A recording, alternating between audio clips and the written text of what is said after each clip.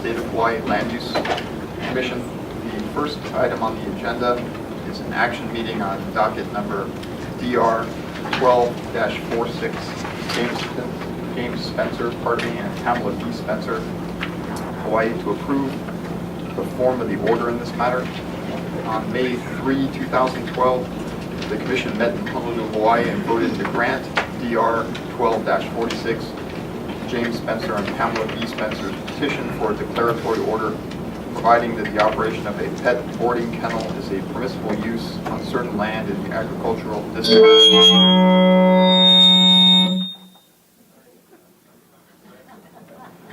Can I hear you? Everybody awake?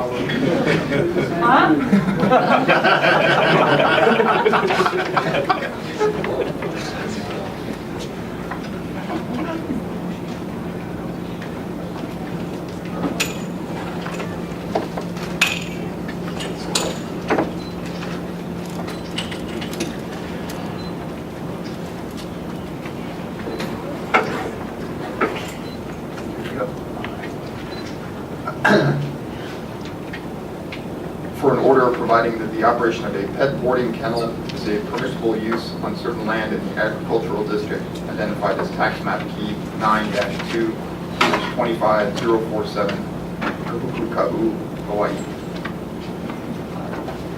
Is there anybody signed up for public testimony? Is there anybody in the audience who wishes to provide public testimony on this matter? Hearing none. Parties' appearances, please. Deputy Attorney General Brian Yee on behalf of the Office of Planning. Sean Smith for the Special District 2 Executives, Big Island 6. Morning. And I'll note the absence of the county, although not a party, they appeared at the last hearing. Commissioners, before you the form of the order granting the petition in this docket, I'll entertain a motion to approve the form. To approve, Chair. Second. We have a motion. Mr. Sartori, we hold the commission. On the motion to adopt the form of the order, Commissioner McDonald, Yes. Commissioner Contreras, Yes. Commissioner Judge, Yes. Commissioner Teves, Yes. Commissioner Makua, Aye. Commissioner Chop, Yes. and Chair Lee. Yes. Chair Lee has 7 votes to support the motion. My address is 810 Keala Olu Avenue. Aloha, Commissioners. I would urge you to please deny the petition to reclassify this land from agriculture to urban. Prime farmland is meant to grow food. We should not have houses on prime ag land. We cannot allow big corporations and big businesses to continue to exploit Hawaii for their own needs. People of Hawaii need to come first. And first and foremost, we need to eat. Eating comes before working. It's something we all need to do, so please deny this petition. Thank you. Parties, questions? No. Commissioners, questions? Your testimony. Dudley.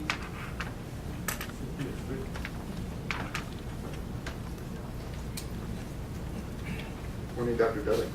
Do you affirm the testimony you're about to give will be the truth? I do. Please state your name, your address, and proceed. Good morning, Commissioners. My name is Dr. Keone Dudley. I'm currently living at 92-1365 Hau'one Street in Kapolei. This morning I want to talk to you about 3 short issues. The first is that the world has really changed since this case first came before you. You know, there's been a pro-farm consciousness that has swept across America, and it has certainly swept across Hawaii too. In the last couple of years, we have seen a mushrooming of public consciousness about fresh fruits and vegetables, about nutrition, about organic farming, about food security, and the need to save our farmlands. All of these concepts are new. They weren't around a few years back, just 3 or 4 years back. Organizations such as Kanu Hawaii, the Food Policy Council, Save Oahu Farmlands, and numerous others have grown up. Farmers markets, which used to be almost unknown, now abound. Foodland, Costco, Down to Earth, other markets, even Zippy's now advertise that their proud produce comes from local farms. There are major articles in the newspapers Surveys say people are willing to pay more for locally grown food. None of this was a fact 3 or 4 years ago. We live in a world that has really changed, a world that has really become food conscious. This property is very important for our future. It's very important for our future. This is not something that's just a flash in a pan. We need to save these lands. The next point I'd like to make is about the City Council. The City Council is willing to set Koa Ridge aside as important agricultural lands. Important agricultural lands. There's Resolution 1223. We made them perfectly clear. There was no question about it. These lands are in the urban growth boundary. They are already designated in according to city plans for development.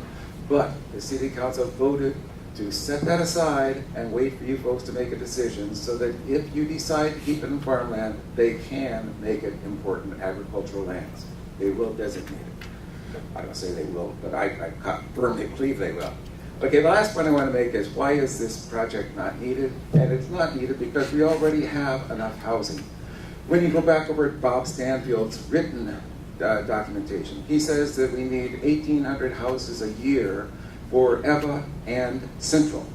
Now, we've already got those houses. We've got the 34,805 houses in Eva, and we've got another 12,000 houses in Waiava. We've got another 3,500 houses in Launani Valley and Waikele and Royal Kinea. When you add them all together, it's 50,305. We only need 46,800 if we need 1,800 a year. So we've got an excess already on the books. You know, we've already approved them. They're zoned. They're ready to build. Okay, we do not need one single house in order to fulfill the city requirements. Not one from Koa Ridge, not one from Ho'opili. As a matter of fact, if we build this, we're going to have an excess, a glut in the market of 8,500 houses. This asks you to keep all these things in mind, and I thank you very much for your time. Parties, questions? Commissioners, questions? Thank you for your testimony. Cynthia Frith, followed by Michael Dahl.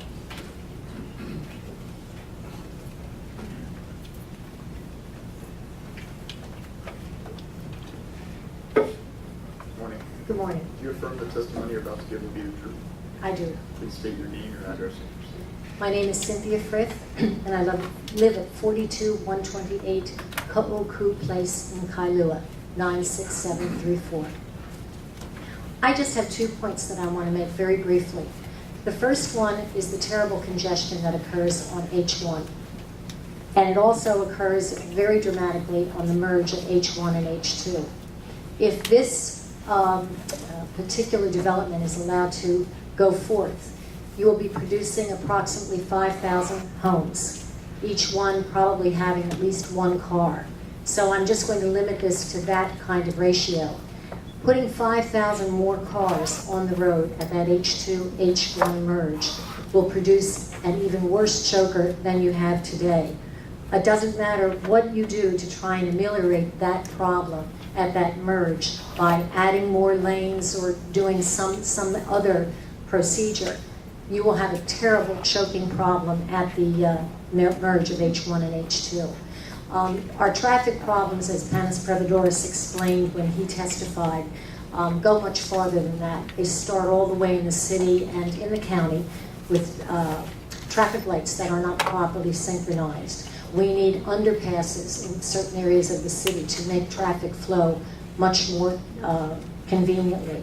We also need much better right turn, left turns at certain intersections, again, to make traffic flow. And all of that is part and parcel of the congestion that backs up on H1. So adding more homes and more traffic out in these areas is going to really impact H1. And like the train or not like the train will have nothing to do with decreasing traffic congestion. Parsons Brinkerhoff and the city have already admitted that in the original EIS report. So please keep that in mind. Their traffic is bad enough now. I hate to see it get worse. My other concern has to do with taking productive prime farmland and turning it into yet another housing development. People think that farming is a relatively easy way of life. And let me assure you, even backyard farming is not easy to keep things growing, keep things productive. I've lived in Hawaii for 8 years now, and boy, did I get a shock between the bugs and having to produce proper amounts of water, sunlight, etc., etc. It's not an easy thing to do. I don't think a lot of people will pursue farming if we do away with these nice green corridors that can actually produce all the food that an area like Mililani could possibly want to consume if allowed to produce the way they're producing now. And I think that's a much more realistic way of looking at farming on this island to even begin to make it sustainable than to try and have this sort of backyard kind of farming concept. So I just ask you to keep that in mind too. This is a productive piece of property right now, and it is prime farmland. So it should be preserved. Thank you very much. Parties, questions? Commissioners, any questions? Thank you, ma'am. Michael Dahl, followed by Susan Rich.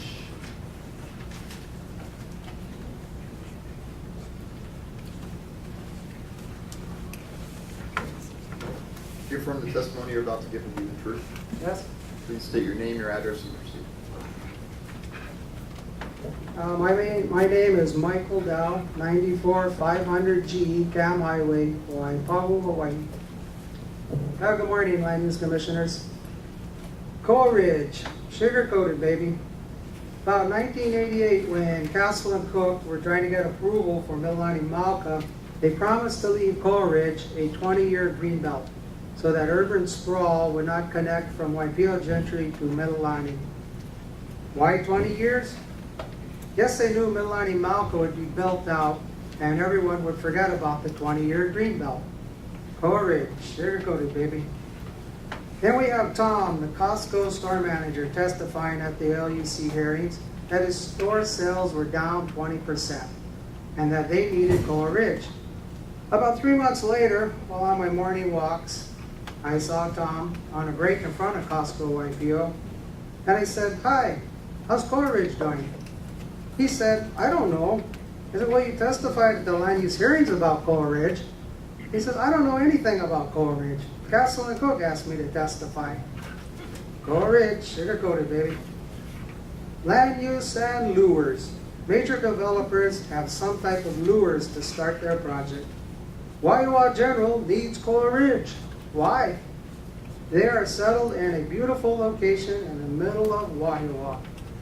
They could rebuild a world-class medical center in their present location. Traffic, traffic. I travel Kauka Boulevard daily.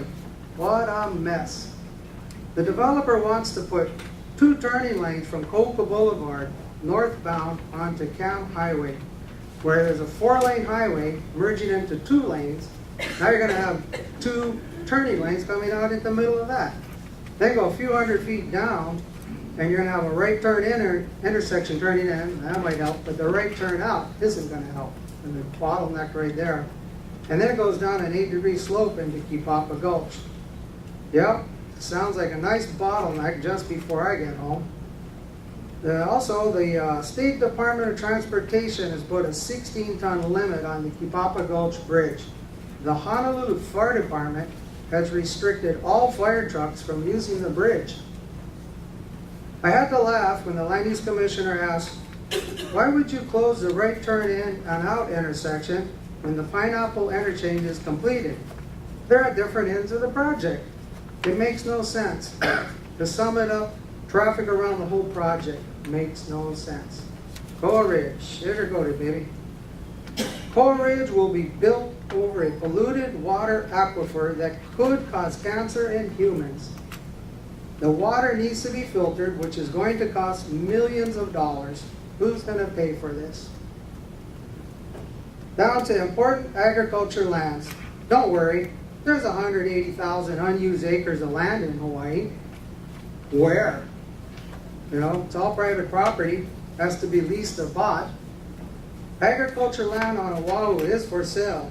Drive through Central Oahu down to Wailua, flooded with ag lot for sale signs. But I see BMWs and Mercedes-Benz going down the dirt road, not a farmer in an old pickup truck. Gentlemen ranches, maybe, not farming. Small farmers couldn't afford it.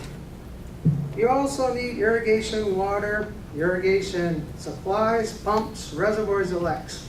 Costs a lot of money. Koa Ridge already has an irrigation system that is gravity fed off Waiholie Ditch.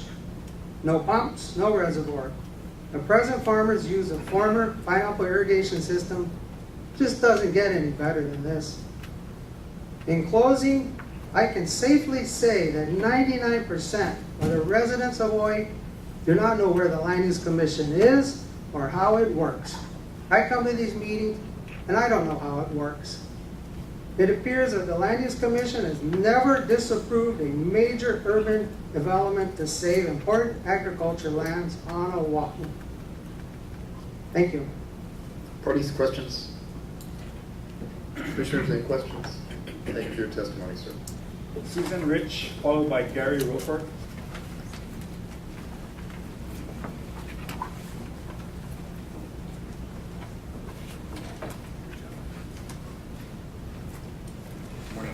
Morning. Do you affirm the testimony you're about to give will be the truth? Yes. Please state your name, your address, and proceed. My name is Susan Rich, 7438 Mokopana Place, and I'm the assistant administrator for Wahiawa General Hospital. I've worked in hospitals since the early 1970s and have watched and participated in the changing face of healthcare. I've worked in 7 hospitals during my career. Can you pull the microphone closer? Yes, sorry. Most of them were community hospitals. There's specific challenges rural hospitals face, in addition to the demands all hospitals are facing now. One of the most common threatening challenges for rural hospital experience is attracting new physicians to the communities they serve. As the older physicians begin to retire, new ones are not coming to take their place. Physicians with specialties tend to serve metropolitan areas where they are on staff at several hospitals or only work at the office and use hospitalists to treat their patients when they're in the hospital. The rural hospital must keep up with the latest technologies and processes in order to compete. Larger hospitals may have office buildings or clinics close by to encourage referrals and offer conveniences to physicians. Many rural hospitals are landlocked due to existing construction and are not able to accommodate additional buildings. For busy physicians, efficiency, convenience, and the latest technology can certainly determine where they choose to practice. For rural hospitals that cannot offer these amenities, services may start to dissolve and dry up. The big loser in this scenario becomes the patient. If the services they need are not close by, they are the ones inconvenienced as well as their families when they have to go further to get it. When you're ill, driving into town to see a physician or go to the hospital becomes a huge burden. I know this is true because I have lived with it while caring for my 89-year-old father who has since passed away. Because of him, I have seen the other side of healthcare as well. I feel it's imperative to have a long-range vision that provides quality services close to home to maintain and improve quality of not only the healthcare system but to the community. At Wahiawa General Hospital, we are already experiencing some of the effects I have mentioned, not because we are not able to provide quality care. We can and do. We have excellent surgical suites with up-to-date equipment and experienced nurses, but busy surgeons don't find the time to make the drive, and we have limited options to provide them with office space.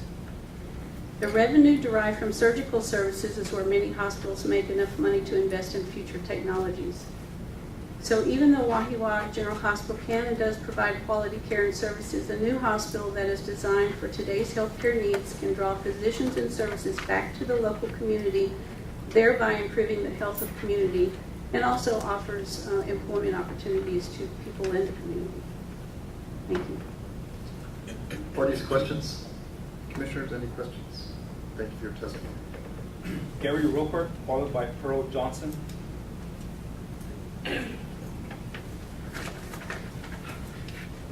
Morning. Do you affirm the testimony you're about to give will be the truth?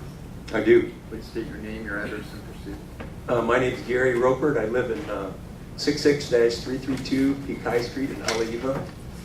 I lived there in the North Shore for the last 25 years, plus years. I'm currently the radiology director at Wahiawa General Hospital. I've been with them for over 20 years. I daily manage and work in the diagnostic imaging department to perform.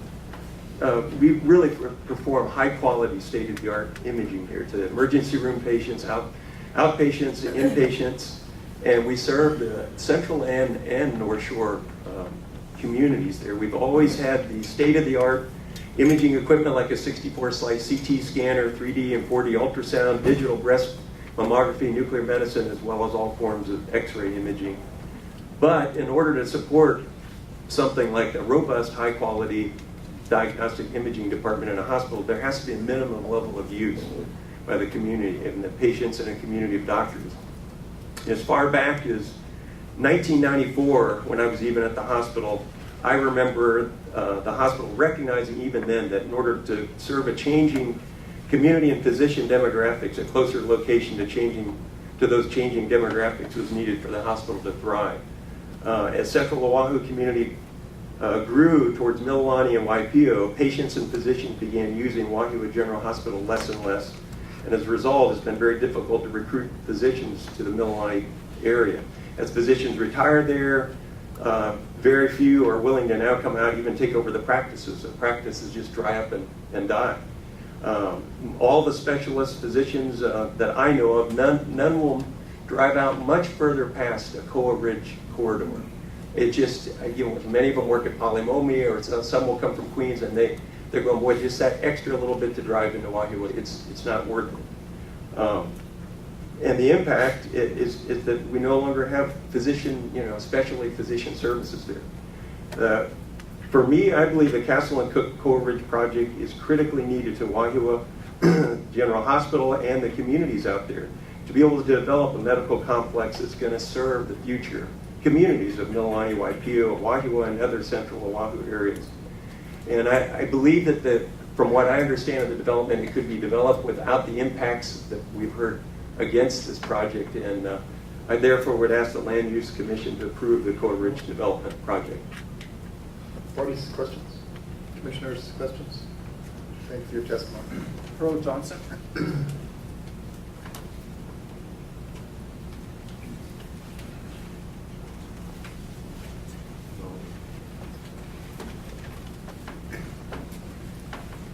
morning. Do you affirm the testimony you're about to give will be the truth? Yes. Please state your name, your address, and proceed. Pearl Johnson, 2404 Kane Ali'i Avenue, Honolulu 96813. I am Pearl Johnson, testifying for the League of Women Voters of Honolulu. As you make your decision about Koa Ridge, please keep Aina Lea in mind. If you do give Castle and Cooke the urban designation it seeks, you cannot take it back, no matter what Castle and Cooke does or does not do. Castle and Cooke's track record for keeping its promises is not sterling. An impressive, attractive 28-acre medical campus promised for Koa Ridge has given this development considerable community support, as we have seen by the two preceding witnesses. But has Castle and Cooke always kept its promises?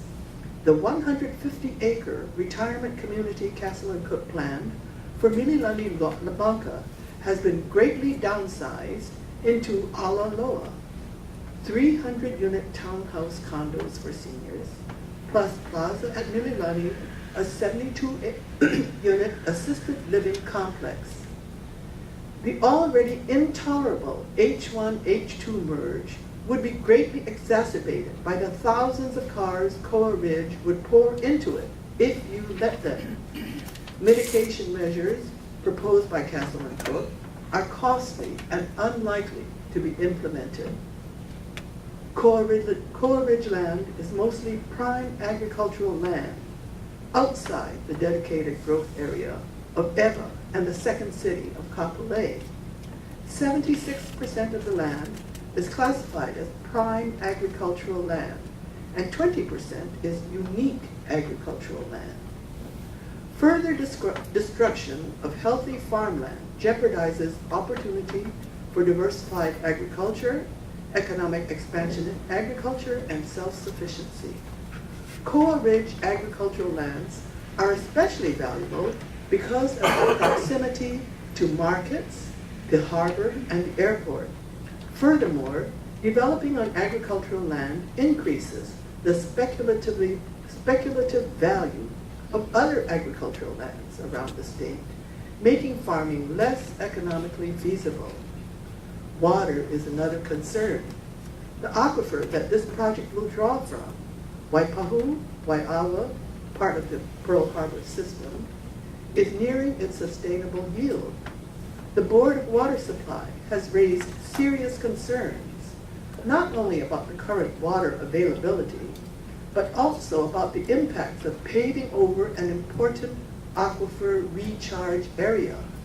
The Koa Ridge development, especially the Mauka portions, will pave agricultural areas, thus increasing runoff and decreasing groundwater recharge.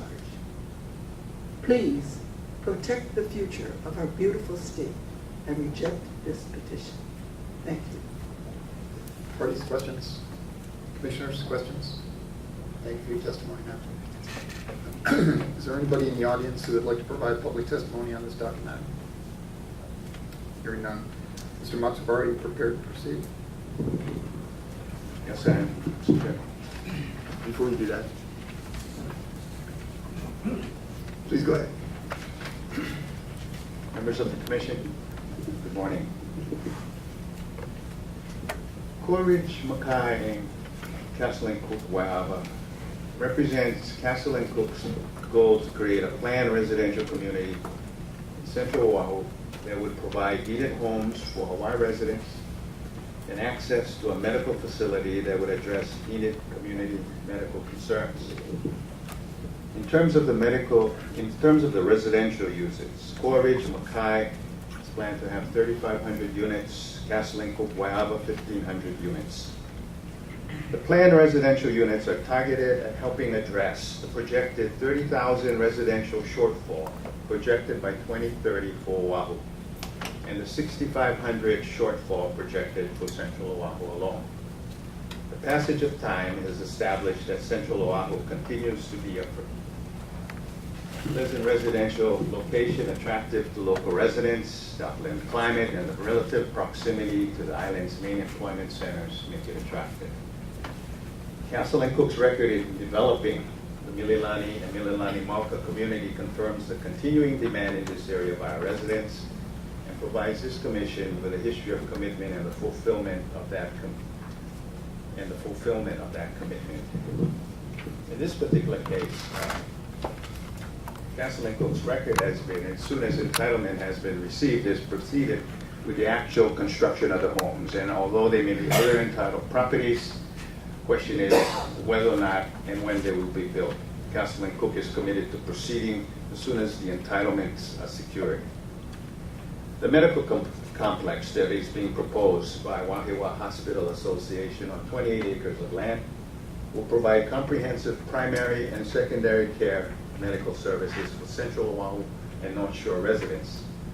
There will be a 100-bed acute case hospital with room to expand to 120 beds. There will be in and out patient ambulatory care service, other diagnostic treatment services required for a full service hospital, and most important, a physician's building, which will house 40 to 60 physicians and help provide a core of qualified medical professionals to service the hospital and the area.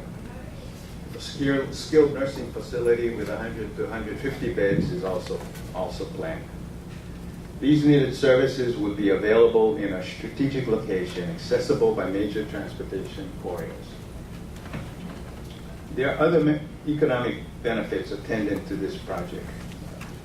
The total development cost for the project is anticipated to be $2.24 billion. This reflects a firm and positive commitment in this economy and is anticipated to provide major benefits to our larger community. For example, in employment, during infrastructure development and construction, there should be close to 1,900 jobs, with a payroll between 100 million to 119 million. After build-out, there should be approximately 1,490 net new jobs, which are jobs that would not have existed without this particular project. Anticipated payroll of that would be $90 million per year. Revenue. City and county can anticipate approximately $10 million per year in property taxes, in the state an additional 13 to 14 million during construction, 5 million after the project is completed. Now, it goes without saying that a project of this magnitude has impacts. And Castle Cooke has made every effort to mitigate and in certain cases eliminate these impacts. To begin with, the site and the concept for this particular project. The first planning step was to ensure that this project location was in conformance with controlling municipal plans governing long-range growth and use. This project is located within the urban growth boundaries of the Central Oahu Sustainable Communities Plan, adopted by the City and County of Honolulu. The urban growth boundary was established to provide a balance between urbanization required by normal growth and the protection of land necessary for agriculture. The urban growth boundary was intended to give long-range protection from urbanization for 10,350 acres of prime and unique ag land and preservation of open space while providing adequate land for residential, commercial, and industrial uses needed in Central Oahu. Beginning in 2003, the petitioner worked with the community to get their input through visionary groups. And the concept plan you see here relating to single-family, multifamily units, retail uses, restaurants, healthcare facilities, churches, commercial and light industrial uses, community parks, and elementary schools emerge. This shaped by community input. Agriculture has always been a sensitive issue for this particular area, considering the quality of the land we are dealing with. We have worked with our existing farm tenant who grew diversified crops to relocate his operations to property of comparable acreage, which has access to water from Tanada Reservoir, which is distributed through an existing irrigation system. He also has an option for an additional 332 acres if he so chooses, adjoining the current property he has, which will more than double the existing farm he has. We waived the rent for the tenants in January 1st, 2010 to help him defray costs that may be incurred in any of the relocation, and that amounts to $129,000 per year, which we've waived since January of 2010, although he continues to farm the property Poirier. Flying Our Livestock Company will relocate their cattle grazing to Poirier, Mauka, and to North Shore areas they have available to them. Castle Cooke has also pursuant to a commitment made to the Land Use Commission in 2010, designated through the IAL process 679.4 acres of land as IAL land. Commitment was made to this commission to designate as much or more land that was requested in our petition for the project, and we have fulfilled that commitment. Based primarily on these actions, I believe Castle Cooke has fully mitigated the agricultural impacts on this site, considering the location and the assistance we provided to our farm tenants, and the fact that we have proceeded and we have designated more land that we're asking to reclassify to urban as IAL lands. In terms of traffic, Castle Cooke is committed to continue working with the Department of Transportation to enter an agreement that will reflect appropriate traffic mitigation based on evolving traffic conditions. Castle Cooke's commitment to undertake the same. Nothing traffic and highway-wise can happen until DOT issues and approves TIRA. There's a long road ahead in the entitlement process, assuming we are successful at the Land Use Commission, proceeding to the county level, and much more design and consideration will be provided to the traffic situation. The condition we're concerned with the Office of Planning in regard to the timing of the TIAR has been resolved to the extent that the Office of Planning is now willing to accept the condition that was adopted in the Waiale proceeding regarding the timing of an approved and accepted TIAR by the Department of Transportation.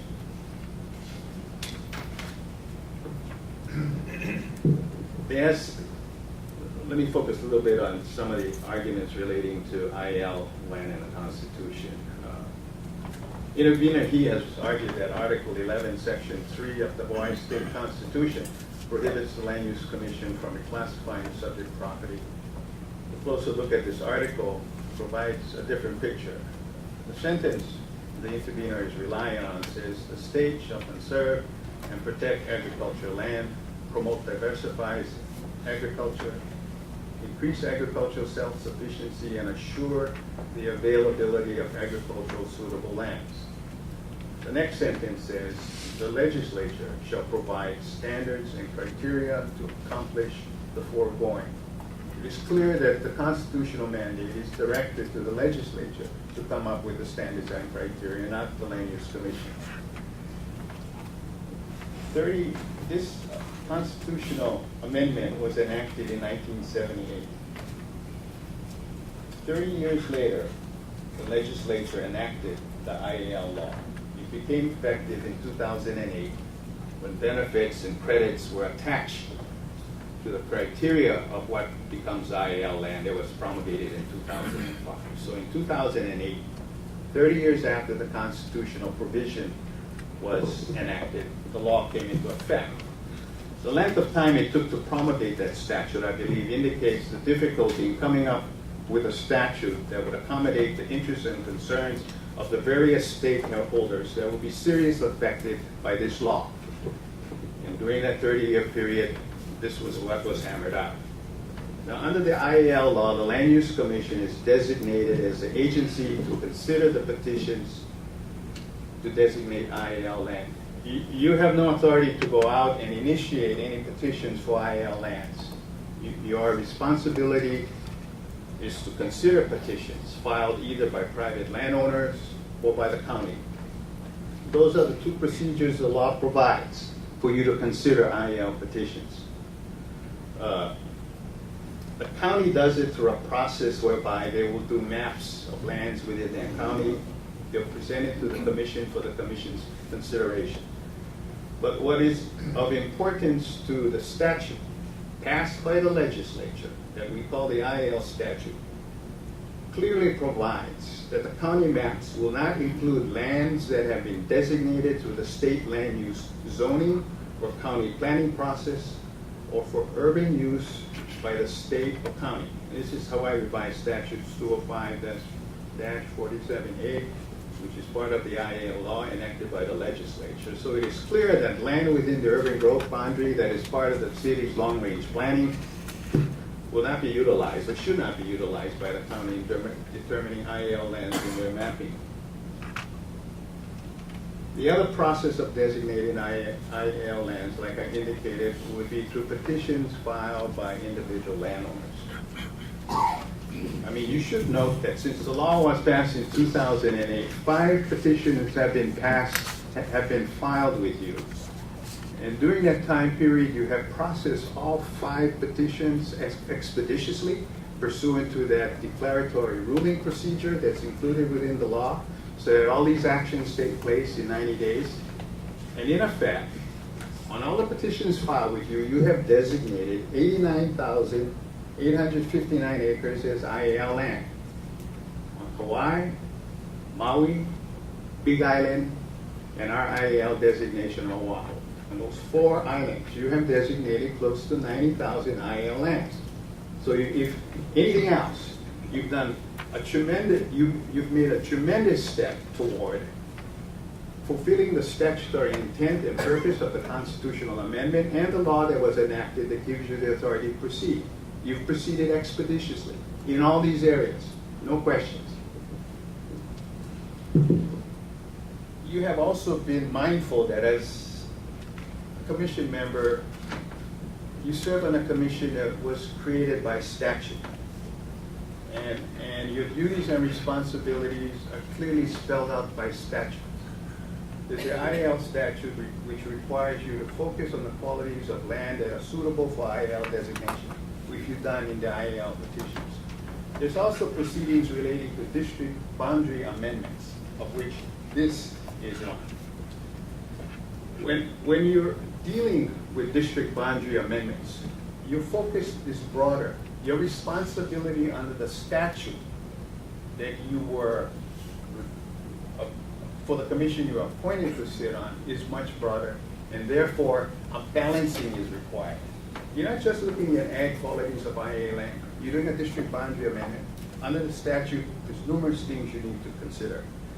Under 205-17, for example, you need to consider the preservation or maintenance of important natural systems or habitats. You also need to consider the maintenance of valued cultural, historic, and natural resources.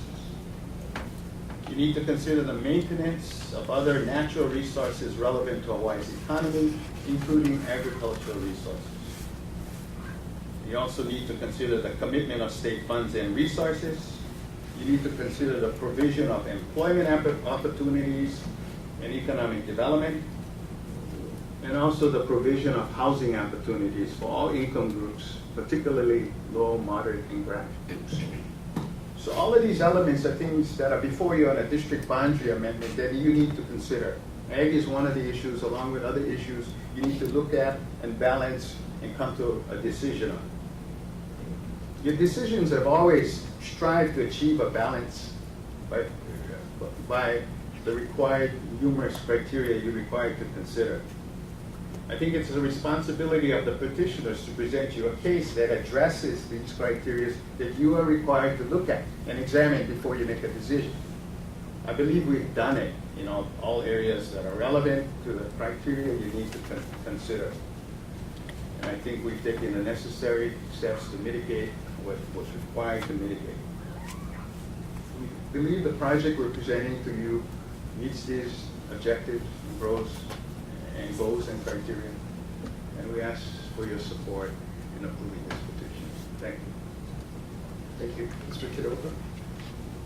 Thank you. Good morning, Mr. Chair, members of the Commission. The city has supported this project because it is consistent with the city's plans and policies. It's consistent with the general plan. It's consistent with the Central Oahu Sustainable Communities Plan. And it's consistent with the urban community boundary that is drawn within that plan. And this is significant because, as you know, the city has a comprehensive process for land use planning and approvals. It's an arduous process. It's a public process. And if in fact redistricting is granted in this case, as Mr. Matsubara points out, there's a gamut of city approvals that the petitioner must go through, including zoning, subdivision, building permits, grading permits, and so forth, that would assure the protection of public health and safety in addition to considerations of housing and traffic. The adoption of the Sustainable Communities Plan and the revisions of this plan is in fact subjected to extensive public outreach and public input. It would have to go through the Planning Commission at the city. It would have to go through the City Council. And the Sustainable Community Plan is the result of intense and arduous work by planning professionals and consultants, both within the department and in the private sector. With this expertise, the Sustainable Communities Plan is produced. I understand that the opponents of this project are arguing to limit the conversion of prime ag lands and preserve open space.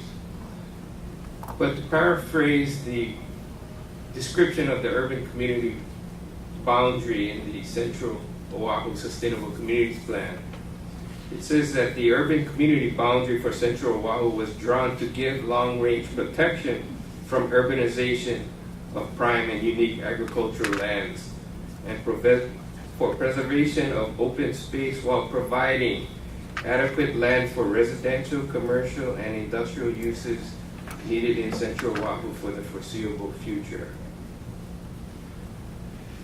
So that's why I say it's significant to say that the project is consistent with city plans and policies. And I would ask this commission to give that consistency the significance it deserves. Thank you. Thank you. Mr. Yee. Good morning. The Office of Planning supports the petition for reclassification because it meets the standards set forth in our statutes and rules. In particular, it meets the standards for urban district boundaries as set forth in 15-15-18.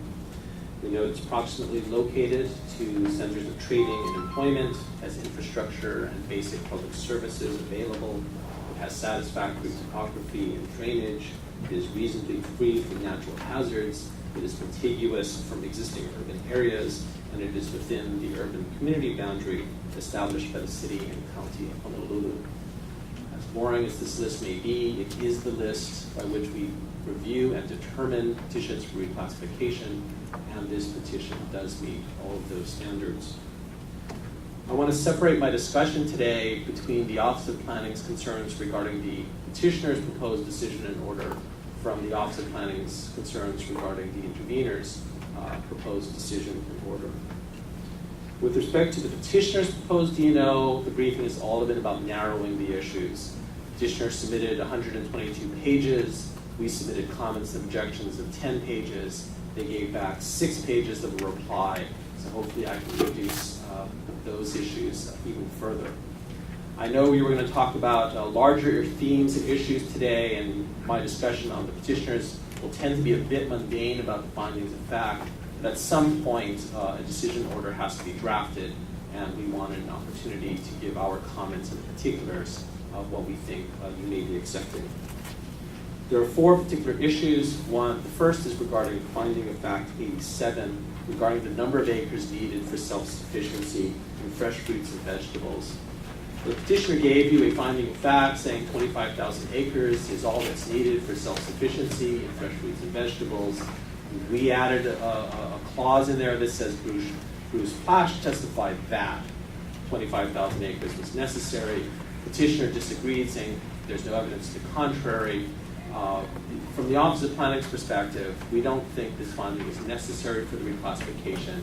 This involves a very complex area of analysis that was not fully vetted in the Land Use Commission process. The number of acres doesn't fully address issues of other necessary requirements for production. It doesn't address the economics of how expensive the land would be, how expensive the production would be of the land. In short, there's a much larger, complex analysis to determine how many acres of land is needed for fresh fruits and vegetables. And we didn't want a finding in which the LUC says, or could be implied to say, that you only have to protect 25,000 acres for self-sufficiency in fresh fruits and vegetables. So we want to recognize the conclusions of Bruce Plash without actually including a particular finding on this very complex issue about the number of acres that's needed for preservation. The second issue involves findings of fact 95 through 98 and 100 through 103.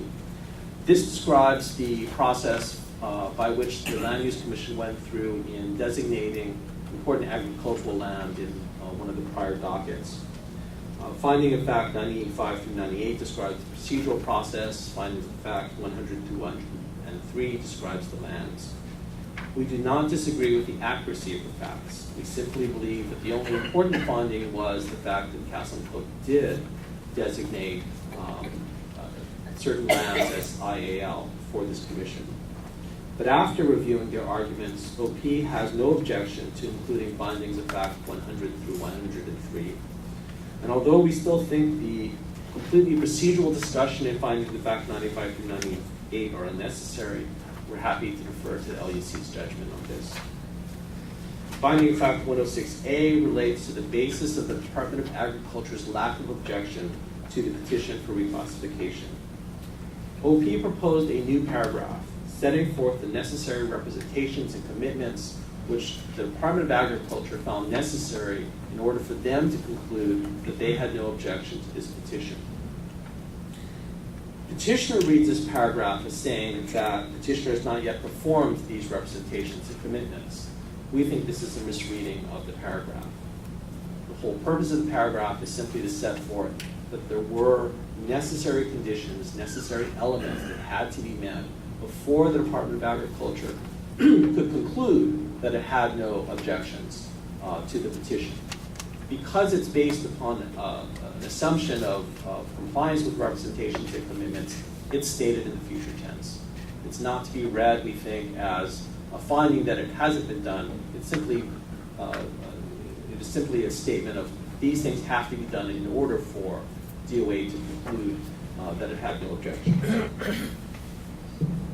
Finding of fact 180A and condition 11 involves the timing of the TIAR. As stated by Mr. Matsubara, the Office of Planning accepts the conditions set forth in the Waiale case involving the timing of the TIR. I'll be honest, we would prefer to have the TIR accepted at subdivision approval, at zoning approval, but we understand the LUC's analysis and reasoning in the Waiale case, and the condition in the Waiale case would be acceptable to us in this case as well. There are no other disagreements regarding the finding of fact, inclusion of law, and decision and order as between OP and petitioner. So with the exception of these relatively small issues, we have no objection to the proposed P&O, subject to the amendments proposed by OP and agreed to by petitioner in their briefs. Now, with respect to the disagreements between OP and interveners, these disagreements are a little more fundamental. That's why I'll be speaking larger, more general terms. OP set forth its comments and objections to intervener Senator He and Sierra Club's proposed decision and order. Interveners, however, elected not to submit a response to OP's comments and objections. So we will only highlight a few of the issues which we have raised. This does not mean that the other issues are not important, but these issues have, we think, been adequately addressed in our pleadings. We're happy to answer any questions. We highlight 4 issues. First, agriculture. Second, traffic. Third, water. And fourth, a particular finding of fact and a citation to the director's testimony regarding the medical center. First, of course, is agriculture. OP's analysis on agriculture begins with the urban community boundary established by the City and County of Honolulu and the urban designations in the Central Oahu Sustainable Communities Plan. As has been explained to you in this and in other cases, the purpose of the urban community boundary is to direct urban use in certain areas with the related purpose of preserving agriculture in other areas. Allowing some agricultural lands to be urbanized to accommodate population and economic growth is part of the larger picture in which other agricultural lands are preserved. From an island-wide perspective, agricultural lands are protected by careful observance of the urban community boundaries. Interveners have essentially argued that the city's urban community boundaries are wrong and the petition area should be excluded from the urban community boundary. But that's a discussion that should be argued at the city level. In this level, the petition area meets all of the standards for HAR section 15-15-18 regarding the standards for an urban community district, as I discussed at the beginning of this argument. The interveners also argue that the city's urban community boundary is not binding on the LUC. And although they argue this, the petition area, as discussed previously, meets all of the standards for reclassification in 205-17 and 205-16 and in your rules. And the city's urban community boundary under those rules is an important factor for your consideration. Interveners also argue that the petition area should be designated as important agricultural land, or at least could be. But in order to do so, the city would have to revise the Central Oahu Sustainable Communities Plan to remove the urban designation of the petition area and to redraw the urban community boundary to exclude the petition area. And there is absolutely no evidence in this case to believe the city is going to do so. In fact, given the city's statements in support of this reclassification, the only conclusion we can draw is the city is highly unlikely to do so, and is highly unlikely to designate this petition area as IAL. And of course, we also know the petitioner has designated other lands as IAL. So we don't think that the IAL considerations are a factor against reclassification.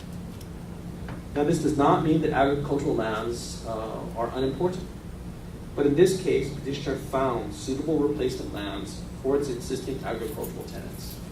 And this is not something that would have happened in the absence of this case. It was completely done because of the efforts of the petitioner. It was provided by lands available through the Castle Cooke family of companies. And these agricultural tenants continue to farm in the petition area without rent. And the petitioner is committed to ensuring that the project development operation will not impair the operation of the Waipouli ditch or the delivery of irrigation water to other agricultural lands. And as I said, importantly, the petitioner has voluntarily designated other lands on Oahu as IAL.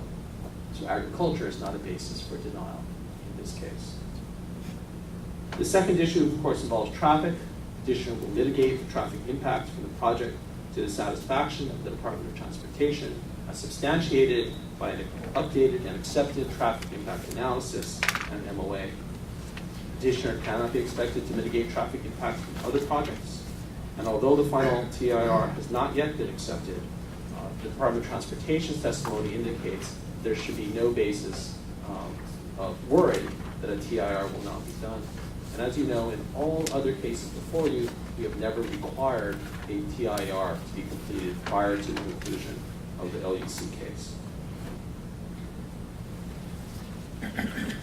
So although interveners do raise concerns about traffic, there is a sufficient basis by which the LUC can be assured that these impacts to state facilities will be addressed.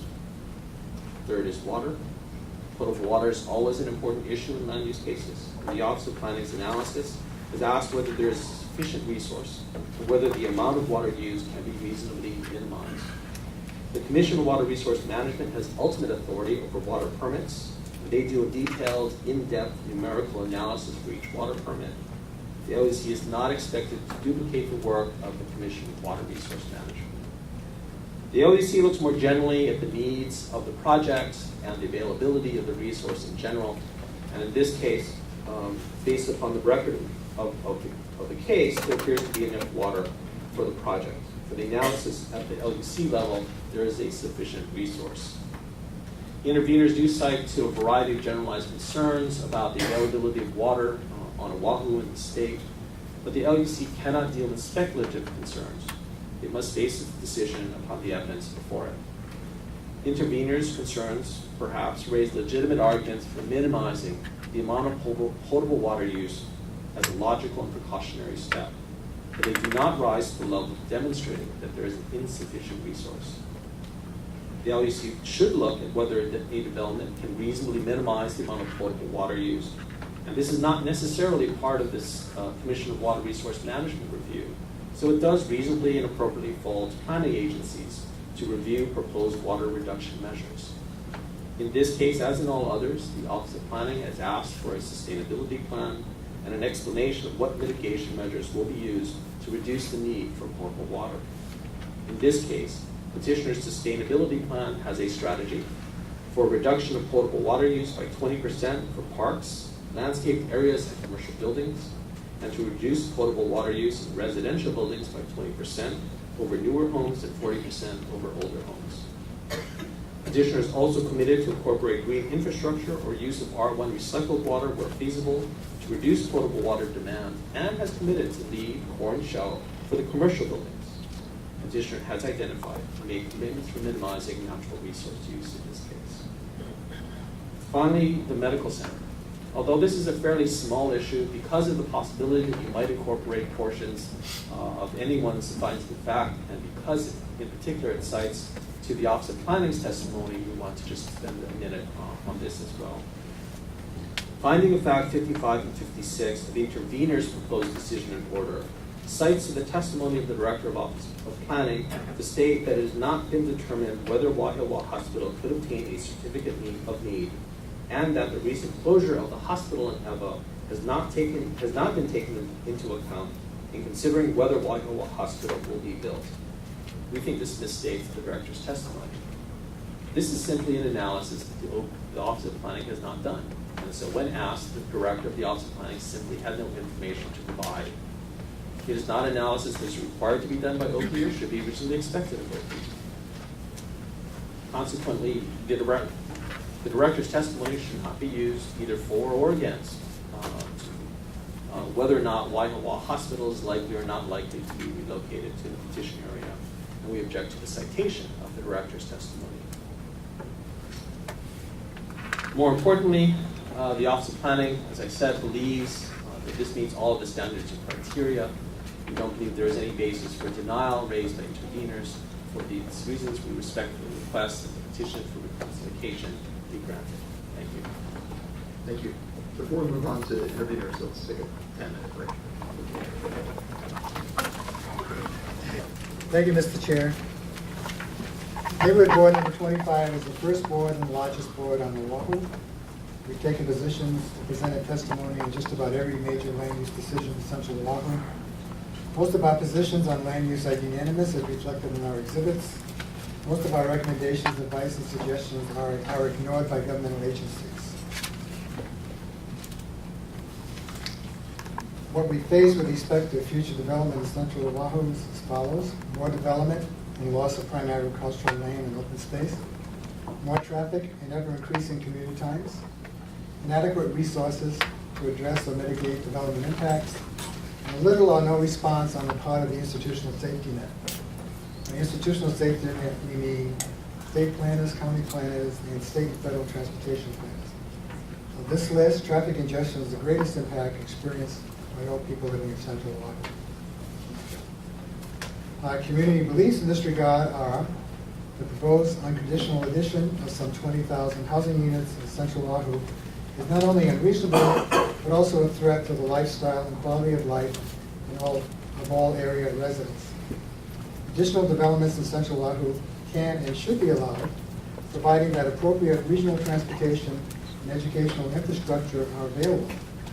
Finally, the apparent lack of orderly or common sense growth in Leeward Central Oahu reflects the failure of governmental planning processes, what we call our institutional safety net, that are either dysfunctional or non-existent. Why is the institutional safety net broken? In our opinion, decision makers cannot say no to any major development. Decision makers cannot or won't address or mitigate adverse impacts, and decision makers cannot or won't address community concerns.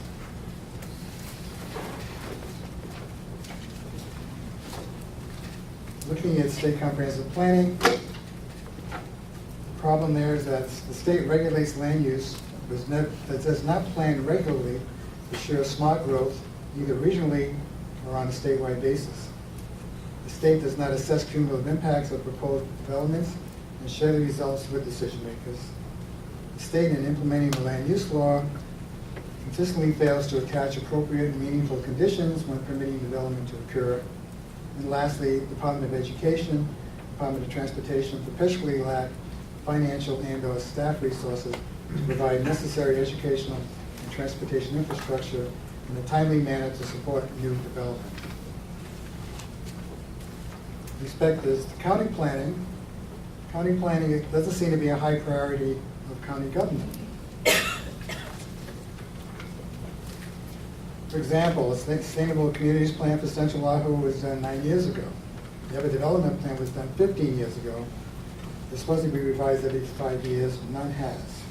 And no reason has ever been given as to why city and county development sustainable communities plans have not been reviewed or revised in a timely manner.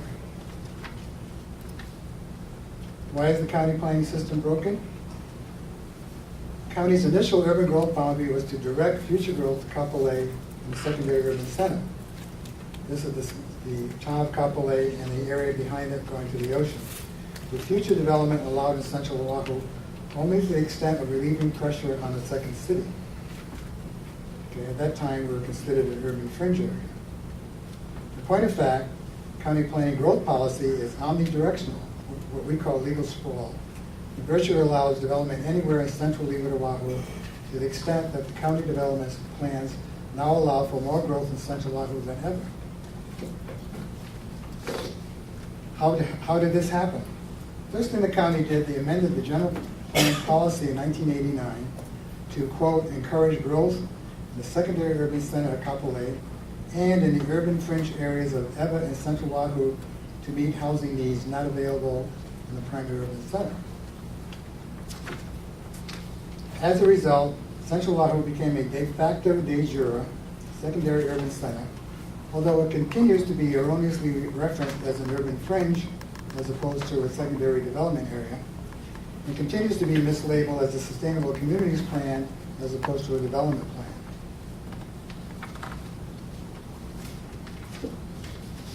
The second thing that happened is they amended or disregarded the general plan population policy guidelines for Central Oahu by incrementally raising Central Oahu's share of the total population from 13 to 17%. As you know, the population projections for the island of Oahu are done by the State Department of Business, Economic Development and Tourism. However, they are distributed island-wide by the City and County of Honolulu Department of Planning and Permitting. In order to accommodate proposed developments in Central Oahu, DPP has to decrease general plan population projections in the primary urban center and increase general plan projections in urban Central Oahu.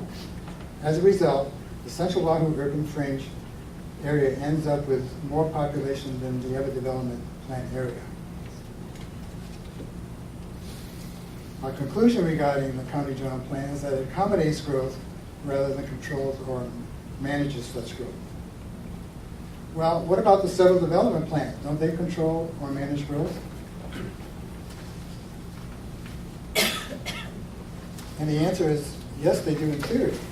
In theory, development and sustainable communities plans for urban Central Oahu do have a number of provisions which seek to control and manage development. Mr. Porter, can you slow down just a little bit for the court reporters? You'll have plenty of time. Okay. In implementing the Ewa Development Plan, for example, the plan mandates the phasing of development, the development of level of service and facility design standards, also known as concurrency guidelines, for determining infrastructure adequacy requirements, and the establishment of these concurrency guidelines during the capital improvements program and the incorporation of guidelines in the city's transportation functional plans. The Sustainable Communities Plan for Central Oahu also has phasing and also has a mandate to develop level of services regarding concurrency guidelines. None of these mandates was ever done or implemented. And it's highly unlikely that they ever will be.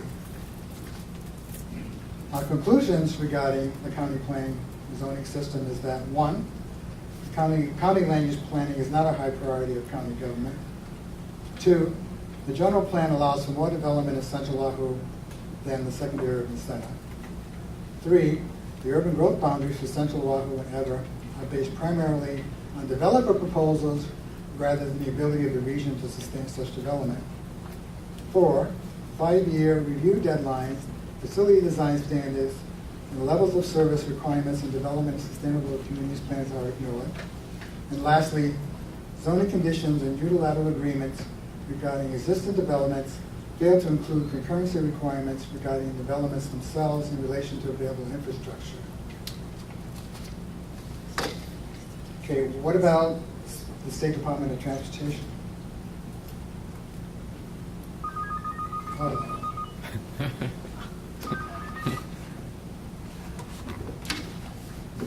I apologize. Okay, two things regarding this. One, we had a great opportunity in the mid-2000s to basically come up with an analysis of what we really need in Central Oahu regarding future expenditures.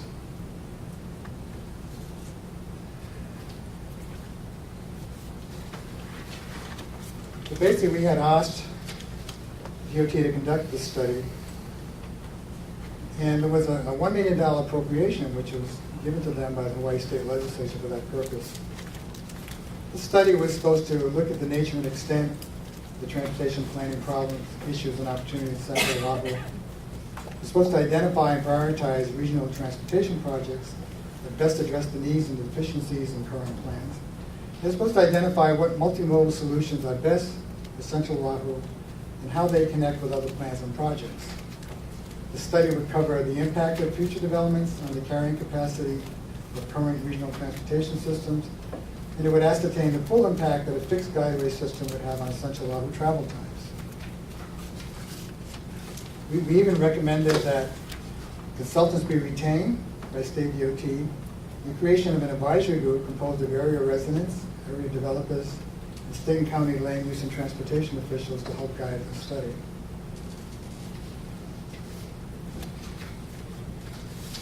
Why did we want to do this? We wanted to avoid the nightmare scenarios occurring throughout the state, such as Fort Weaver Road.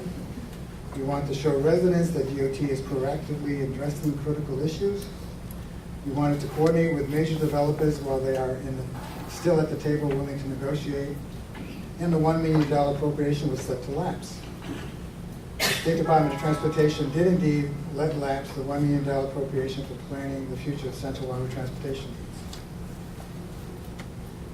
And lastly, if the state transportation planning system is flawed or not working, what about the availability and use of federal transportation monies to address Central Oahu's regional transportation infrastructure needs? This is very important to us because we're going to have more residents in 2030 than they do ever. Additional 20,000 housing units projected over the next several years in Central Oahu. We have no rail spur. There's none included in the city and county mass transit plan. And our existing travel times exceed 1 hour from Mililani to downtown during peak morning hours. So here we're talking about UMPO, the Oahu Metropolitan Planning Organization. While when we talk about the Oahu Regional Transportation Plan, that refers to the plan prepared by the UMPO planners and adopted by the Policy Committee. UMPO is established by federal and state law. It's a very important agency. It's responsible for coordinating transportation planning on Oahu. Participating agencies are DTS, DPP, State DOT, State BDET.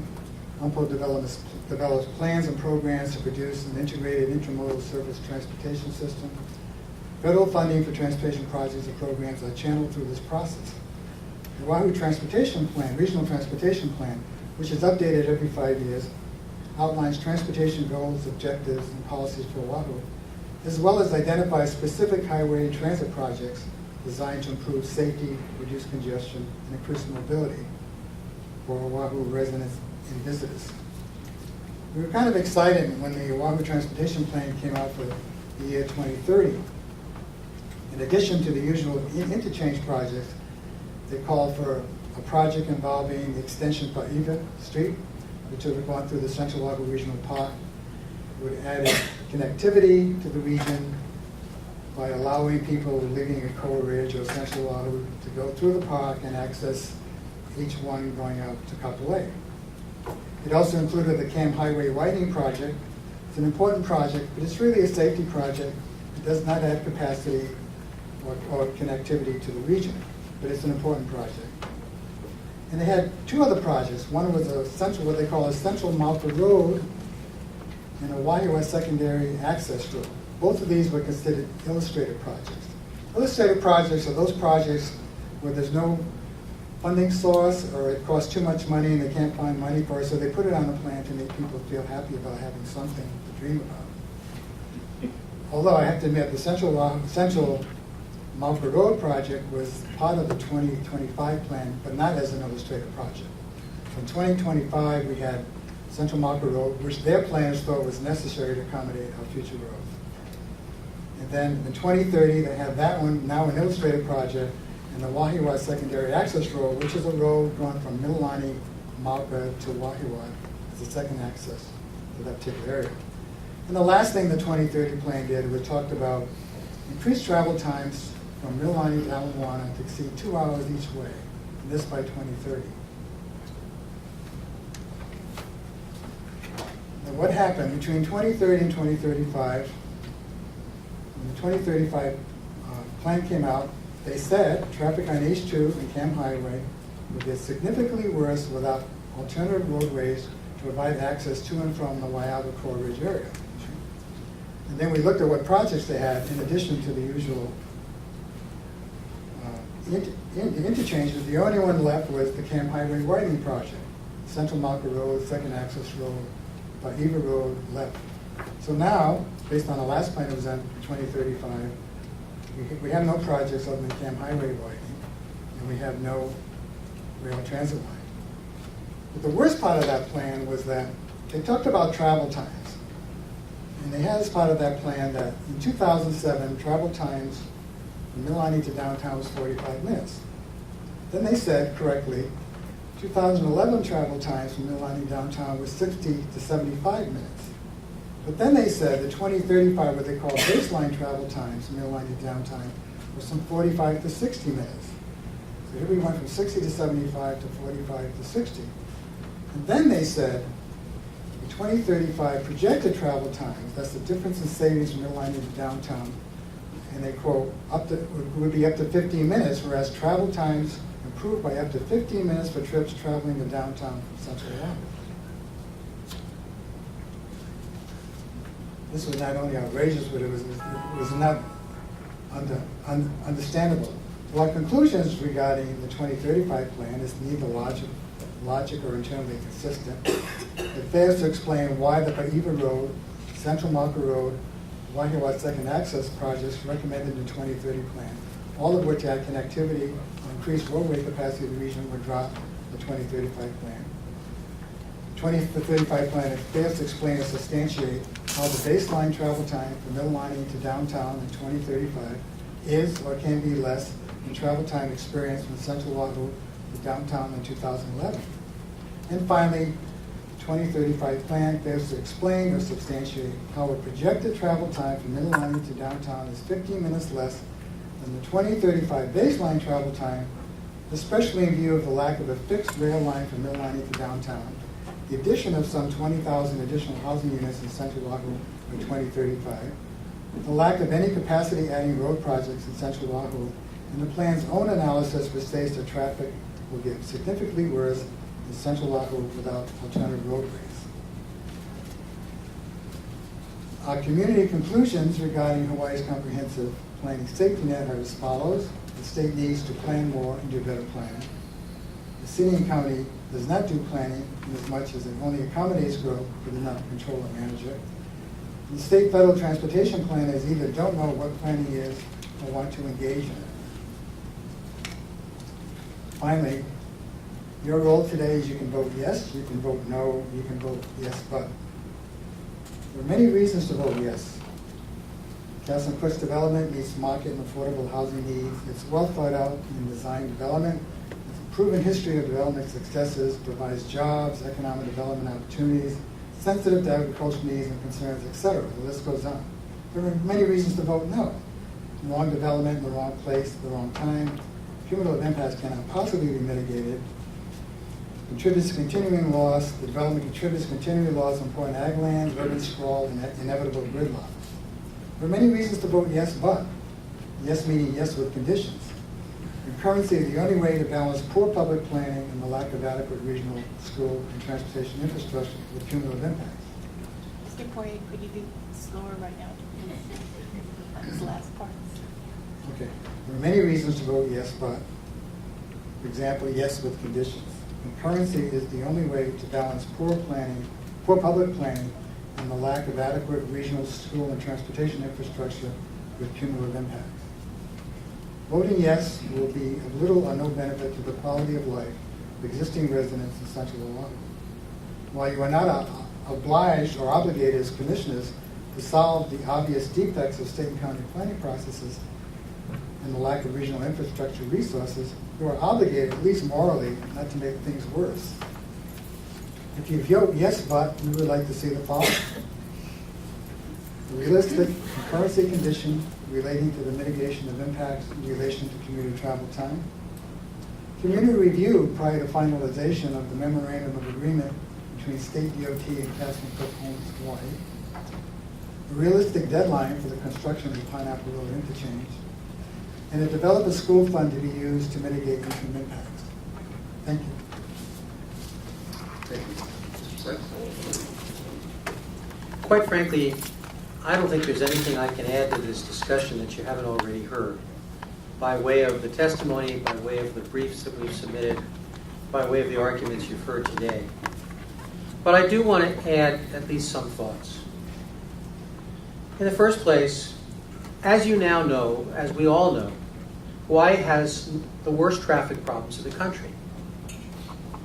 In addition to that, we are approaching a serious dilemma with respect to water use, which we refuse to deal with, and which now hopefully somebody will grapple with when the counties or the district plans are sent up to the water board, and the water board has the opportunity to do some long-term planning.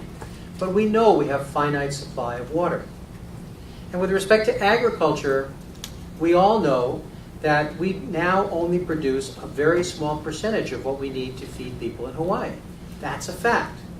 So how are we going to deal with these crises, both in the short run and in the long run? I listened to the presentation by Castle and Cooke here, and over the years I've been involved in litigation, had my differences with Castle and Cooke, but I have to say that they have acquitted themselves in these proceedings admirably. I don't think that they're hiding the ball anywhere. I don't think they're dishonest. I will say different things tomorrow when I appear before you in another matter, but I've got to say with respect to Castle and Cooke and its representation here, that they have set out for you in adequate detail what it is they want, what it is they propose to do, and what the problems are. And so I don't fault them in any manner. If this proposal had come before this board 25 years ago, or maybe even 15 years ago, it would have sailed through. But that was then, and here we are now, facing some rather monumental problems, which this proposal doesn't really deal with. And it is, in my opinion, your responsibility, just as Mr. Poirier has said, it is your responsibility in some measure to jump into the breach that the state and the county have created to deal with some fairly larger issues which are entrusted to you. We are here at a different time because now there is, with respect to agriculture and water use in particular, a much greater public consciousness about those issues and about concerns. We know there are lots of housing units that have already been permitted that haven't been built. There are various reasons why they haven't been built, and one particular interesting aspect of this particular proposal is, you remember, it was supposed to proceed in tandem with a development by Kamehameha Schools, which Kamehameha Schools has now abandoned. That raises some interesting questions for this proposal, but more importantly, the question is, where are these homes going to be built? When are they going to be built? And will they ever actually be sold and occupied? We don't know the answer to that. Yes, abstractly, we need more homes to be developed. But we also need water, we need agricultural land, and we need, as you've just heard, to address the traffic problems. Now, in a somewhat very glib manner, the Council for the City and County and the State basically highlighted to you their failures. If they have confidence that the Departments of Transportation will address the issues and present an adequate TIAR at some point down the road, then I don't share their confidence, and I can't imagine that any single resident living in Mililani would share that confidence as well. They have created those problems because over years we have had people running those departments who just simply don't have the imagination or the dedication to serve the people of Oahu. Oahu is a mess when it comes to traffic, and that is because of the failures of the city and county and the state, and in particular, the people who have been operating those departments. And it's not going to be fixed today, tomorrow, and it's certainly not going to be fixed in any TIAR that they're going to come up with respect to this project. Those problems right now, at least, appear to be insoluble. And so the answer that they're giving you is, well, let's just build anyway and let's make them worse. And that is absolute and utter hypocrisy. There is no justification for that level of irresponsibility. We have problems with schools which have been highlighted. We have lots of problems with public education in Hawaii. But what we are faced with in this project is a situation where they're going to provide elementary schools, and they're saying, well, leave it to the DOE, our wonderful DOE, with whom I do litigate often. They are going to solve these problems by deciding where the middle schools are and the high schools are, and they're going to send kids to Mililani High School, on one end perhaps, or Waipahu High School, or maybe Pearl City, which are three of the most overpopulated high schools currently. Those problems have not been analyzed. So they want to build more homes where more children are going to grow up, where they're ultimately going to be bused to schools in other areas. And that is a problem that has not been addressed here. These are all problems that have arisen in the course of these proceedings when we're talking about a proposal that I concur on paper. In the testimony that's been presented, sounds like a very good proposal. But it's at the wrong time in the wrong place. Now, our primary concern here is agriculture. If they were going to build this project on lands that were not currently producing crops that are consumed in Hawaii, we probably would not be here. The traffic problems, the other problems, those are not the primary concern, although in the analysis when you approach this case, when you are going to take prime agricultural land out of production and use it for some other purpose, you have to be clearly convinced that there are needs that justify that. And so that's the reason primarily that we bring up these other issues. But when it comes to agriculture, as you heard earlier, first of all, the constitutional presumption is not merely that you preserve lands, but that you increase lands. You enable those lands to increase production of food in Hawaii. There is no conceivable argument in this case that supports that constitutional mandate. You have here now lands that are productive, that are growing crops that are sold and consumed in Hawaii. The mere fact that the current farmers on that land may have a place to move to at some other location does not in any way directly address the issue that the land, if taken out of production, is going to further limit the resource of agricultural land in Hawaii and further make it more difficult to move toward food sustainability because the other agricultural lands that have been identified in Hawaii still don't have the infrastructure to enable people to farm on those lands productively and economically. So our position is when you have land that is already productive, in this day and age, given the facts, which are indisputable, to take that land out of production and put houses there, or even to put a new hospital, which we may or may not need, depending on what happens with St. Francis West and other issues that are going to affect medical care in our community, to put homes on this valuable agricultural land is simply suicidal for the long-term interests of the people of Hawaii. And again, unlike 20 years ago, when perhaps people were less conscious, when perhaps people were less concerned about the issues that have surfaced here, at that point in time, there would have not been much disagreement or concern if you were simply to grant this proposal, which is largely well thought out, which is sensitive to some of the needs that we've talked about, and which is presented to you intelligently. But it does, in fact, create a very sharp dispute with what the constitutional mandate is. And it is not an answer to that mandate to simply say you should leave it up to the legislature.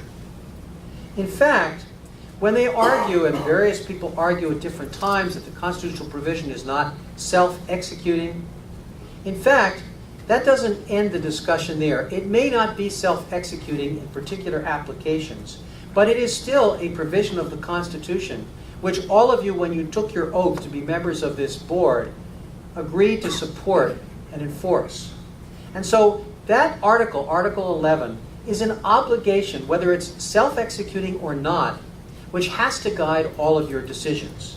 The county can come in here and say, as they do, well, these are not important agricultural lands. We're entitled to proceed as we wish to, despite our sloppy procedures which have gotten us to the place where we are right now.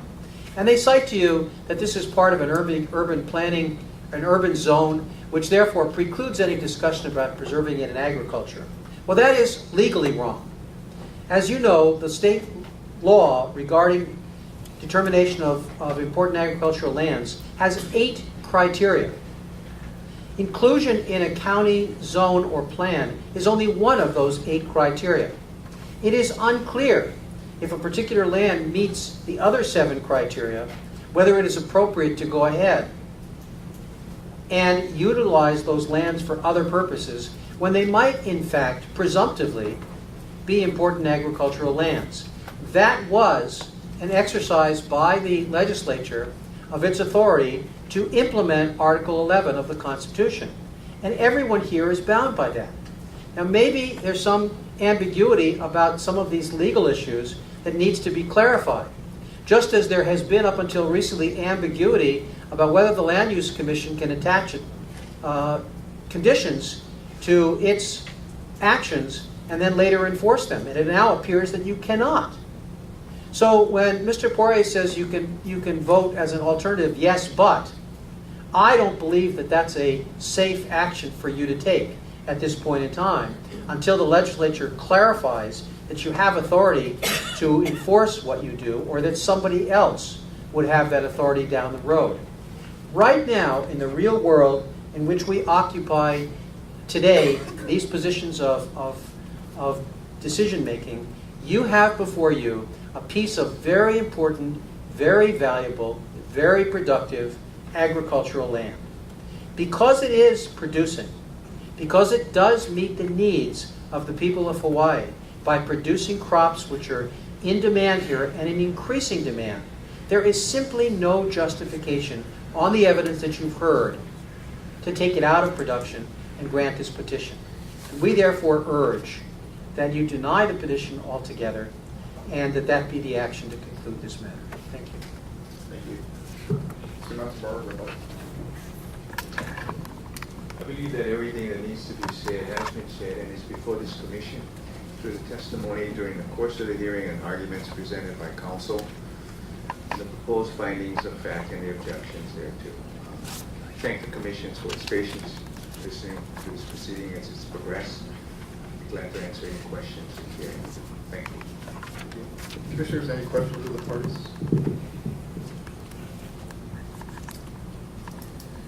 The Commission will now conduct formal deliberations concerning whether to grant this petition, whether in whole or in part, or to deny it.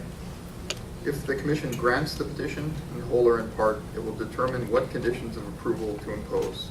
I note for the parties and for the public that during the Commission's deliberations, there will be no additional input from the parties or the public unless the Commission makes a specific request. The Commission held hearings on the merits of this petition on February 2 and 3, 2012, and April 5, 2012. Oral argument was concluded today.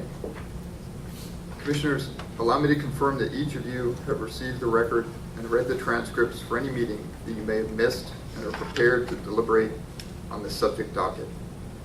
After I call your name, please signify whether you're prepared to deliberate on this matter. Commissioner Chop? Yes. Commissioner Contreras? Yes. Commissioner Makua? Aye. Commissioner Judge? Yes. Commissioner McDonald? Yes. Commissioner Tevis? Yes. I am likewise prepared to deliberate on this matter. The Commission will render a decision by way of motion on whether to grant in whole or in part or deny petitioner's request to reclassify the subject petition area. If a decision is rendered, staff, with the Commission's guidance, will be directed to draft appropriate findings of fact, conclusions of law, and decision in order reflecting the Commission's decision. With that in mind, Commissioners, what's your pleasure on this matter? Chair, Commissioner McDonald?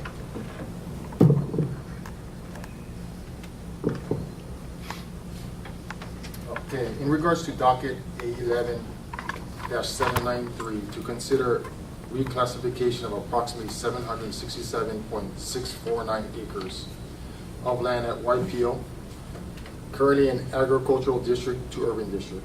I would first like to thank all the parties as well as public testifiers for their time and commitment afforded this commission.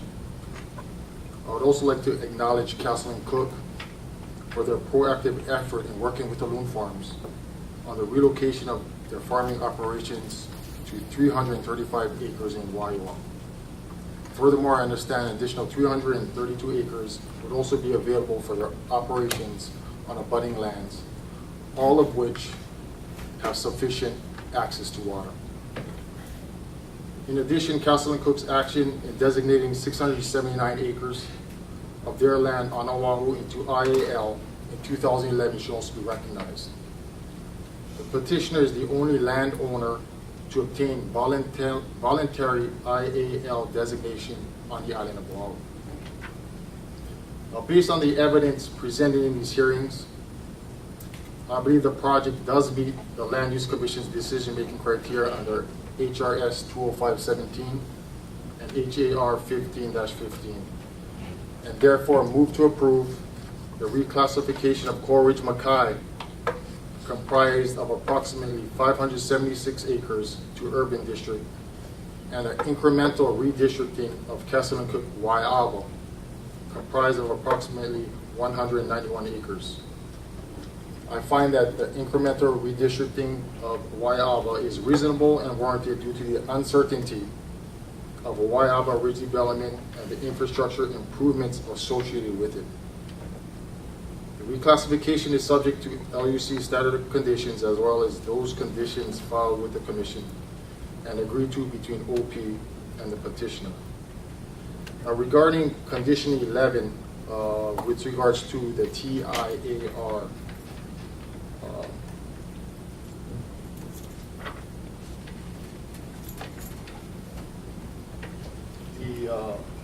the memorandum of agreement between the petitioner and DOT is kind of left open-ended. I would like to see a deadline as far as a deadline imposed as part of the conditions in which the MOA is agreed to both the state and the petitioner. So, you know, I'm not, I guess for OP, you know, regarding schedule, review time, is a year from now sufficient? Is 6 months from now? Based on the testimony, the highways administrator has stated that they're in the process of reviewing and should be completed with their review and forward those comments and concerns to the petitioner. So I'm trying to get a feel as to what is a reasonable date to establish as far as execution of the MOA.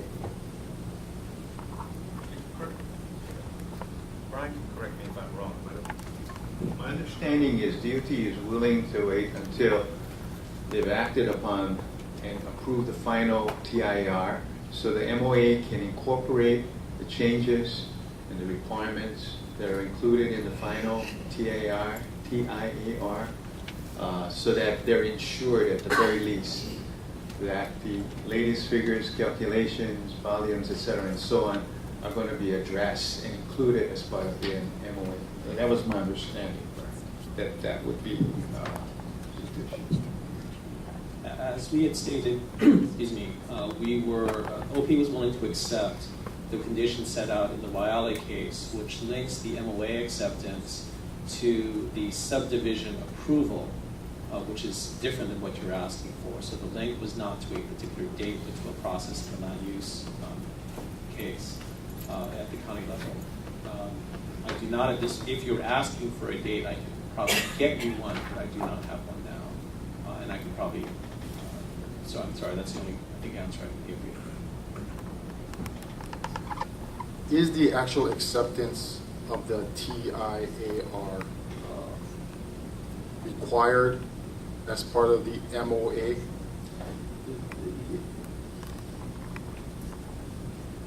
Essentially, the answer is going to be yes, because and they're sort of done concurrently together. So the TIAR sets out the basis by which all of the provisions in the MOA are done. The MOA, in some sense, is really sort of the summary conclusion of what has to be done based upon the analysis done in the TIAR. So the analysis has to be approved or accepted before you can figure out what the actual improvements are to be made. And I will say that there is often a certain additional analysis that might be done on some of the specifics of the MOA. So just as an example, the TIR might say you need a right turn lane. The MOA might say you shall have a right turn lane of this length. So there is a sequence to it, in which the TIR accepts the numbers and then the MOA.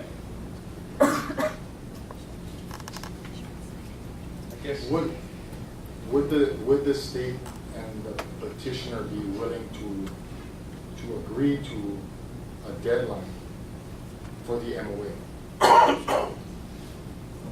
I have no problem with a deadline. The only real life issue is the fact that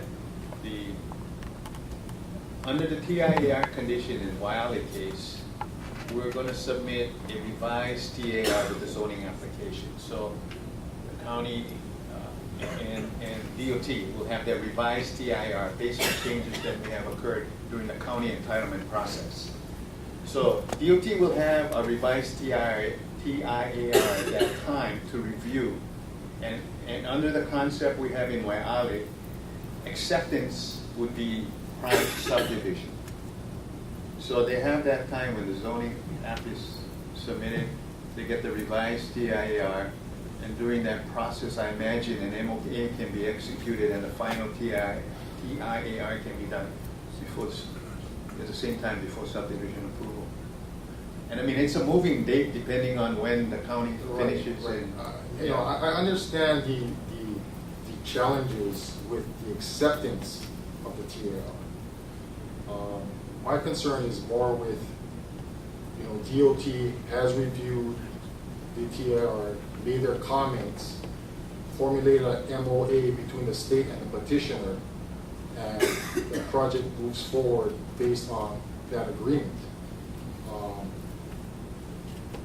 It's not, for me, I'm not necessarily looking for an approval or an acceptance of the TAR, but an understanding between the petitioner and the state that these things will need to happen as the project moves forward. If I could insert just, and maybe it's a terminology issue, there was in the record discussions about an agreement in principle. That's not the MOA that we were talking about. So I think when you were asking about the MOA, in my mind, I had made a clear distinction about the particular documents that you were referring to. There certainly is a document of an agreement in principle, which quite frankly, I think we might have just dropped in anticipation that we're no longer looking at that as a necessary element to the case. So I just add that information. So in case you were looking at testimony or documents in the record that refer to agreement in principle, particularly in the last case, that's a different document than the MOA. The MOA, quite frankly, is, I think, intended to be much more technical, much more engineering-wise. The agreement in principle tends to be a little broader in terms of what would be done. Mr. E is correct. In the prior hearing, we had a document that was referred to as an LOI, letter of intent, which was broader and more general, which was submitted as part of the evidentiary exhibits.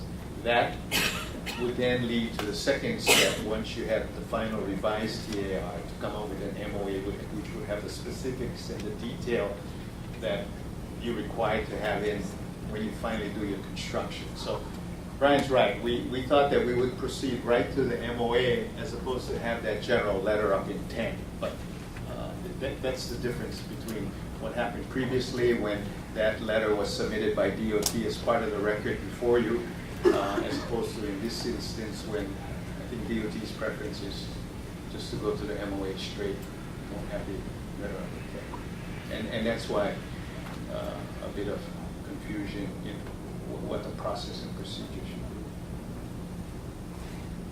be. Okay, when I read condition 11, petitioner shall obtain acceptance of the revised TIAR prior to city approval of a zone change for the petition area. Well, that was originally OP's condition, I think, not petitioners. And as I indicated, OP is willing to accept the Waiale condition. So I don't have.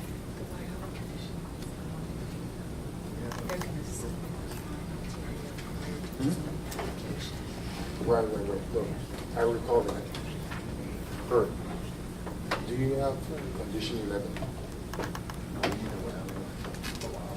No, for Waiale. No, for this project. The condition we submitted in our original proposed DNO. I guess what you folks, the petitioner and the state, had agreed to regarding the TIR. We agreed to what you adopted yesterday in the Waiale decision and order. And my understanding is the revised TIR will be submitted prior to or on the date of the zoning application. But the MOA has to be executed prior to the subdivision approval. Those were the links in the land use process we created. We didn't set forth dates, in part because the dates weren't as important in terms of concurrency as the land use process approvals. So as long as you get certain things done by a certain time in the land use process, that's what we're looking at.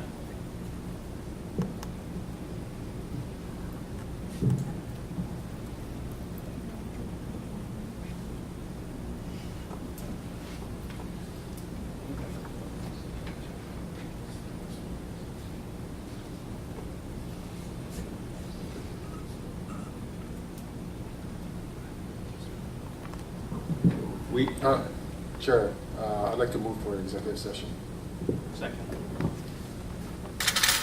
Thank you for your patience, everybody.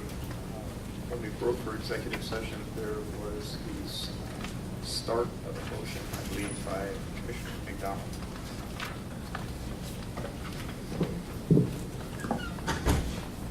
Thank you, Chair.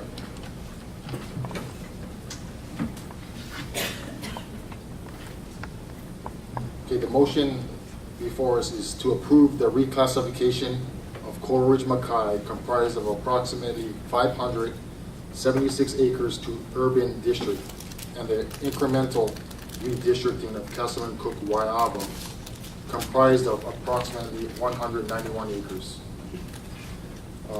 Again, I find that the incremental redistricting of Waiava is reasonable and warranted due to the uncertainty of the Waiava Ridge development and the infrastructure and improvements associated with it. The reclassification is subject to LUC's standard conditions, as well as those conditions filed with the Commission and agreed to between OP and the petitioner. I would like to restate the condition for the Commission as well as the parties regarding the highway improvements. The petitioner shall fund, construct, and implement all construction improvements and measures required to mitigate impacts to state roadway facilities caused by the project, and as set forth in an MOA agreed to and executed between the DOT and the petitioner. The petitioner shall submit to DOT prior to application for zone change an updated TIAR. The petitioner shall obtain acceptance of the project's TIAR from DOT and shall execute the MOA prior to final subdivision approval of the initial phase of on-site development by the petitioner. For the record, Commissioner McDonald, that is condition number. This would be condition 11. A second? I'd like to second that with a friendly amendment. It would build on the condition number 11. And I think the discussion that Commissioner McDonald was raising before, I think goes to the issue of concurrency, because as we've heard testimony and it's common knowledge that the problems of transportation and traffic are a real problem in this area. And I think it's only fair that that there is an assurance to the public that there will be concurrency of the necessary improvements along with the development of the commercial and the housing. So I'd like to add a sentence to that last paragraph that Commissioner McDonald just read, and to state that the executed MOA shall contain language that ensures that identified transportation improvements will be built concurrently with the commercial and residential improvements. So that we know that they're not going to build a bunch of houses and commercial and then the roadways and improvements will come 10 years later. It needs to be concurrently so that the traffic issues will be mitigated as they occur rather than be dealt with later. So we don't make the situation worse than it already is. And the second friendly amendment would also be to include, change the finding of fact of 87 to the proposed finding of fact 87A that the Office of Planning incorporated regarding the statement of the acreage needed for agricultural production, because I do feel that is not something that personally I don't feel that's something that the Commission should be saying that we only need X amount. That's something simply that was testimony from Mr. Plash. Commissioner McDonald, do you accept the amendments? Yes. Okay. There's a motion on the floor. Oh. Mr. Chairman, I also would like to add a friendly amendment clarification. The petitioner is finding of fact 182. The petitioner agrees to complete the design and construction of the Pineapple Interchange, including all associated on and off ramps and necessary freeway improvements. And under findings of fact 187, it goes on to say that the DOT is particularly concerned about the development thresholds for the construction and completion of the Pineapple Road interchange.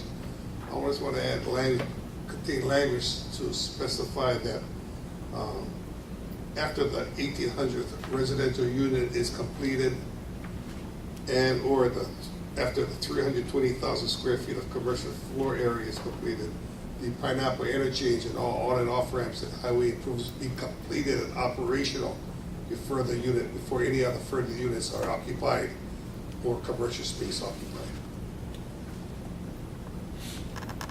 McDonald?